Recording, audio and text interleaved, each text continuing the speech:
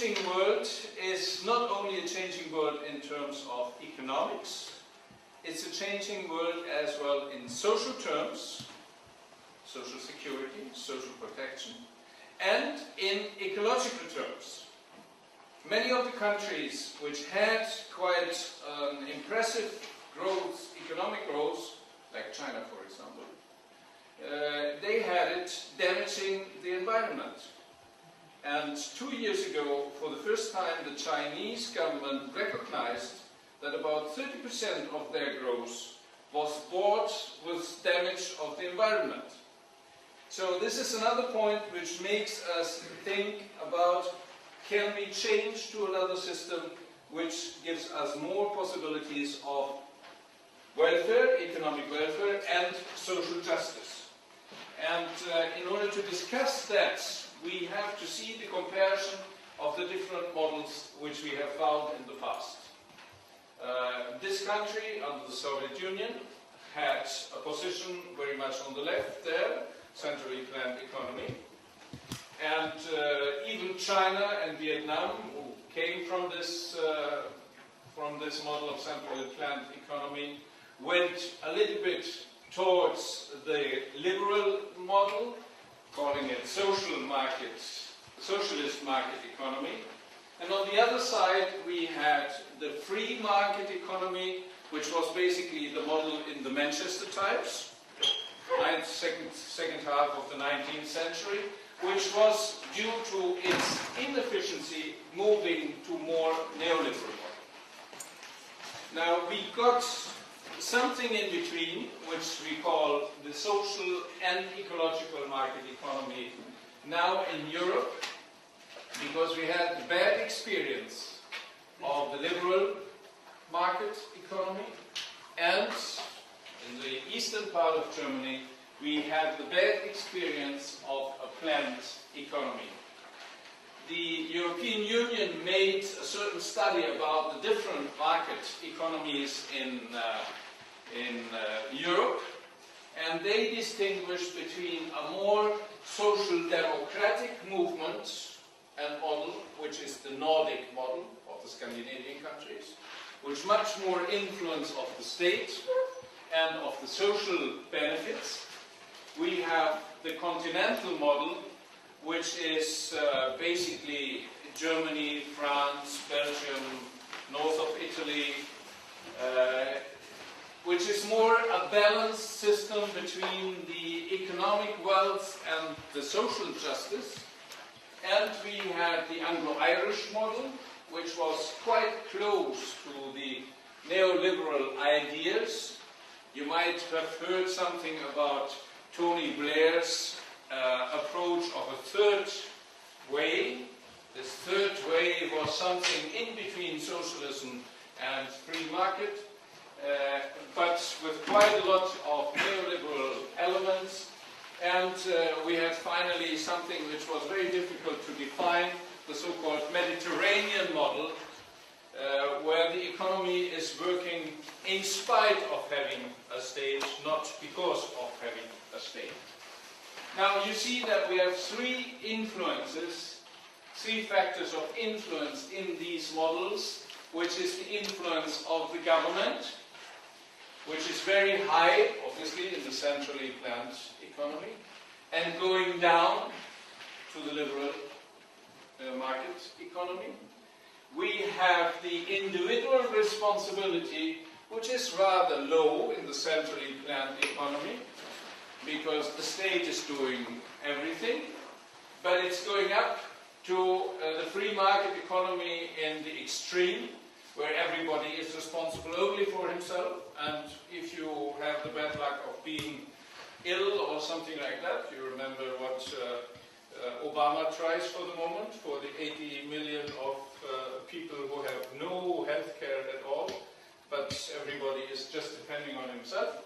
And we have, since I would say more or less 25 years, more and more influence by the civic society, or civil society, groups which are organized on a local level or regional level, just because they are very much concerned about a problem which attacks themselves. So we have to see these three factors of influence, and as you can see, you have quite a high point for the civil society in the social market economy, and quite a considerable responsibility of every citizen, and quite a considerable influence of the state still. So the three factors are more or less balanced, and we have to see how this works in the different areas of politics. Now, this model, or this system of social market economy didn't fall from heaven. It is the result of a long scientific research. Different schools of economists were analyzing, first of all, the possibilities of coming away from the mercantilism in the 16th, 17th century, going to a very liberal economy, like Adam Smith, for example. But you should know as well that Adam Smith said that the market for tomatoes should be totally free, but not the market for banks, because banks are too important for the whole economy to let them just for the free competition. The neoliberal, by the way, never read Adam Smith totally. They only read the first part of the sentence about the tomatoes, but not about the banks. Then we had, as a certain countervailing tendency, we had socialist tendencies, Karl Marx especially. It is interesting to know as well that Karl Marx was asked in the 60s, after he had published his Communist Manifesto, he was asked by revolutionary people in India and Russia how they could make the revolution. And Karl Marx wrote back to them, forget about the revolution, because you need capitalism first in order to accumulate capital, so that that can be transferred afterwards to the state. And you need industrial workers, because as farmers you can't make revolution. So they suggested to his adherents in Russia and India that they should go through capitalism first and then try to get to socialism. Karl Marx, by the way, I mean, I'm out of suspicion to be a Marxist, but Karl Marx was right in his analysis about the social misery and the defects of the liberal system, but he was wrong in his recipe that everything can be changed by revolution. There is, by the way, a very interesting book which you probably, some of you might know as you have gone to English schools or American schools, I would say. You probably have read George Orwell's book, Animal Farm.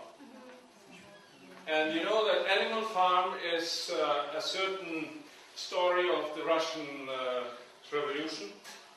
The animals feel exploited, and therefore they expel the farmer. And the pigs take over the power in the farm.